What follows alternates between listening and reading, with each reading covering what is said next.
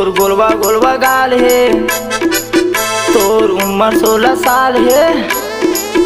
तोर गोलवा गोलवा गाल है, तोर उम्र 16 साल है। मुंगेली जिला मारे तोर नाम के बवाल है। मोर मुंगेली जिला मारे तोर नाम के बवाल है।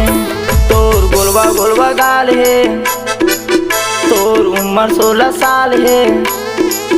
तोर गोलवा गोलवा गाल है, तोर उम्र 16 साल है। मुंगेली जिला मारे तोर नाम के बवाल है। मोर मुंगेली जिला मावो तोर नाम के बवाल है।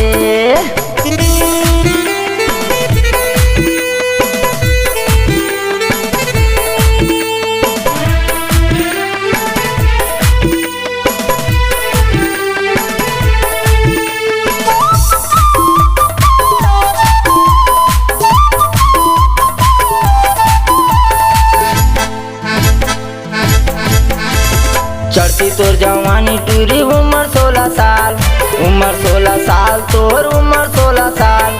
गजरेली नैना तोर भूरी भूरी बाल, भूरी भूरी बाल तोर भूरी भूरी बाल।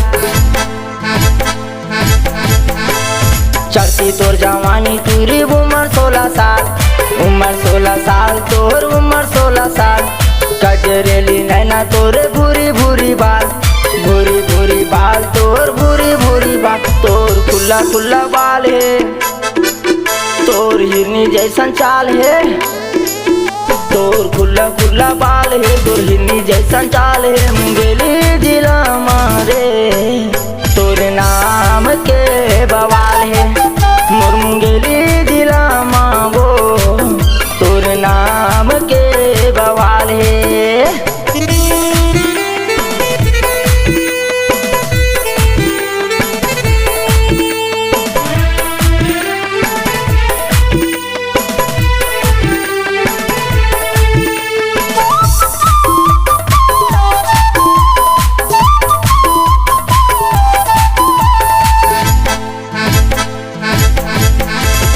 चंदा चकोरी कैसे रूपला सजाए है, रूपला सजाए है तो रूपला सजाए है। भारी फुर्सत में वो तोला बनाए हैं, तोला बनाए हैं वो तोला बनाए हैं।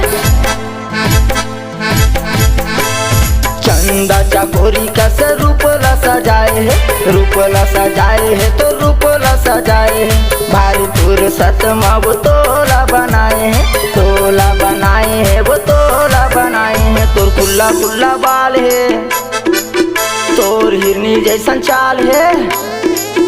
तोर खुला खुला बाल है, तोर हिरनी जैसन चाल है। मुंगेली जिला मारे तोर नाम के बवाल है। पूरा छत्तीसगढ़ मारे तोर नाम के बवाल है। तोर गोलवा गोलवा गाल है, तोर उम्र 16 साल है।